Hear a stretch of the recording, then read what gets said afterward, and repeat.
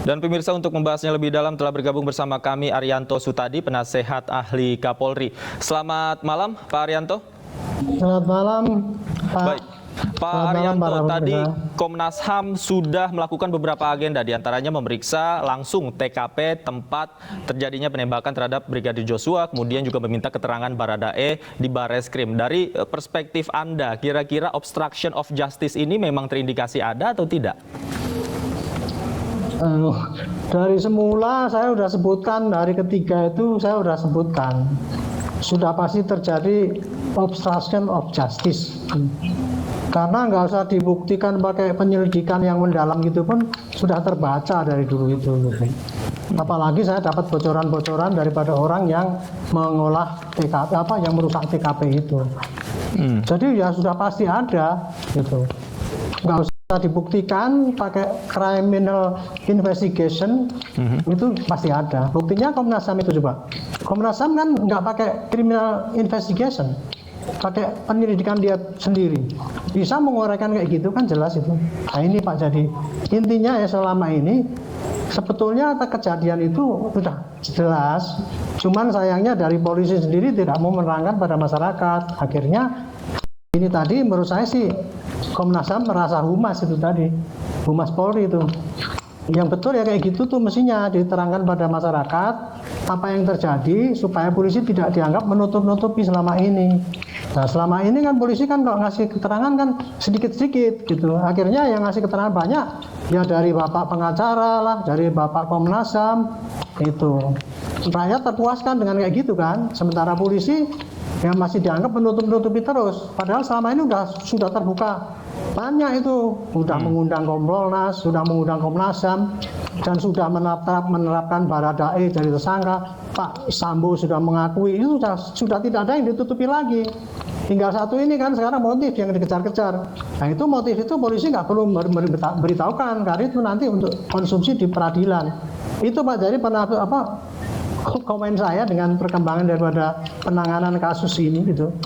Oke. Jadi kalau ditanya, ya itu sudah pasti ada, dari dulu juga sudah pasti ada, nggak usah dibuktikan pakai investigasi yang mendalam, yang detail segala itu. Oke. Jadi artinya menurut Anda selama ini polisi menutup-nutupi atau tidak memberikan informasi secara terang benderang terkait obstruction of justice ini? Jadi terjadi kesalahan cara pandang ya. Terjadi kesalahan cara pandang polisi selama ini bahwa dia itu pantang menyampaikan hasil penyidikan karena itu nanti hanya untuk kepentingan di pengadilan. Itu kan menurut saya itu pola lama Pak. Di pola baru ini, di era medsos sekarang ini, sangat salah kalau polisi itu tidak membuka apa yang diumumkan. Nah sekarang coba lihat tuh Komnas HAM. Toh akhirnya kan menyampaikan hasil-hasil yang polisi selama ini di-keep terus, nggak dibuka karena takut nanti dianggap itu melanggar aturan karena memberikan keterangan keluar. Katanya ini kan hanya untuk pro justisia. Tapi nyatanya dibuka kayak gitu nggak ada sanksinya. Nah ini menurut saya ini karena salah pandang ya. Komnas HAM pandangannya benar tuh, tugas beliau kan meneliti, kemudian memberikan penerangan pada orang karena hak asasi juga orang itu mendapatkan penerangan kan gitu. Nah polisi mestinya juga niru Komnas HAM itu cara memberikan publikasi itu supaya dia tidak dianggap sebagai menutup-nutupi selama ini. Saya yakin ya apa yang disampaikan oleh Komnas HAM itu polisi sudah punya Pak, lebih banyak dari itu. Gitu loh. Oke. Tapi karena selama ini nggak disampaikan, ya disangkanya polisi masih menutup-nutupi kan gitu. Oke. Gitu, Pak. Oke, Pak Arianto, tapi kan polisi memiliki mekanisme sendiri, prosedur sendiri dalam penyelidikan. Barangkali polisi tidak memberitahukan informasi ini kepada publik karena menunggu hasil penyelidikan yang dilakukan oleh tim dari polisi. Enggak lah, itu sekarang saya kalau tanya, kita menunggu hasil penyelidikan. Ya, Komnas HAM itu dari siapa coba? Kalau bukan dari penyelidikan polisi. Kan barang buktinya kan yang dilihat kan dari polisi yang disita, kemudian yang pernah dilihat polisi kan gitu. Kan kebalik sekarang ini jadinya. Nah polisinya yang menyelidiki tapi diem-diem aja, dan selama ini udah dianggap diem kan oleh masyarakat, dianggapnya kita nggak kerja kan itu. Tapi dia masih bersikukuh nggak mau memberikan penerangan pada di luar itu dengan alasan itu tadi belum cukup penyelidikannya dari tim sus itu. Saya kira tim sus sudah bergerak banyak ya, dan penyidik yang lain juga sudah dapat bahan banyak itu. Tapi tidak mau mengumumkannya aja ini. Menurut saya ini salah pandang ya. Strategi polisi di dalam memanage media. Padahal ya citra polisi yang jatuh ini sekarang ini hanya karena media saja, Pak. Gitu. Kemarin pertama kali itu terjadi kan yang dianggap polisi kok bodoh semua kayak gitu kan, jelek semua itu. Ternyata kan hanya satu gelintir aja, hanya Pak Sambo saja. Habis itu Pak Sambo berbuat kemudian berusaha menutupi dengan mengerahkan anggotanya untuk merusak TKP. Hari ketiga sudah tahu tuh TKP rusak, polisi nggak mau ngomong bahwa itu TKP dirusak. Sampai sekarang kan juga nggak pernah itu sampaikan itu. Jadi itulah akibat daripada salah strategi itu, polisi dianggap masih menutup-nutupi itu, Pak. Itu kalau pemikiran saya ya.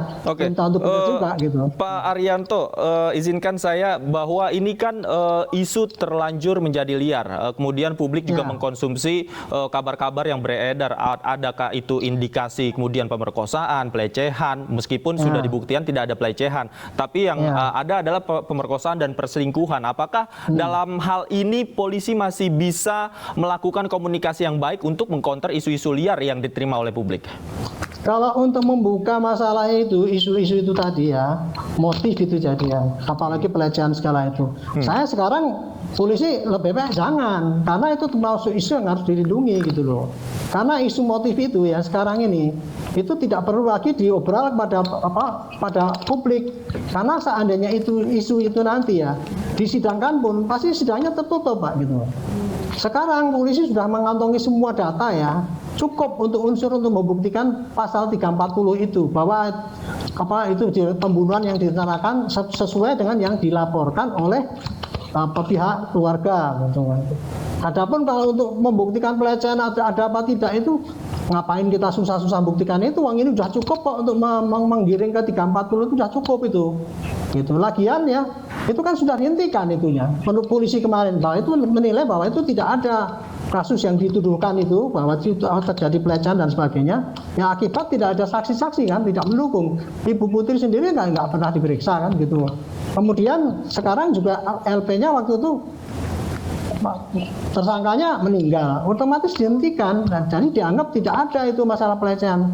Gitu. Nah, sekarang kalau mau digali-gali itu biar saja diserahkan kepada Pak Sambonya sendiri nanti untuk menerangkan di pengadilan. Baik. Polisi meskipun dapat nggak perlu dia membuka, karena kalau membuka itu namanya melanggar aturan juga kan, itu yang harus dirahasiakan gitu. Baik. Tapi untuk yang kemarin-kemarin ya apa yang dicapai oleh polisi mestinya terbuka kayak Kompolnas itulah. Kalau perlu Pak Kompolnas itu jadikan menggantikan Humas Polri sekarang ini lebih bagus itu.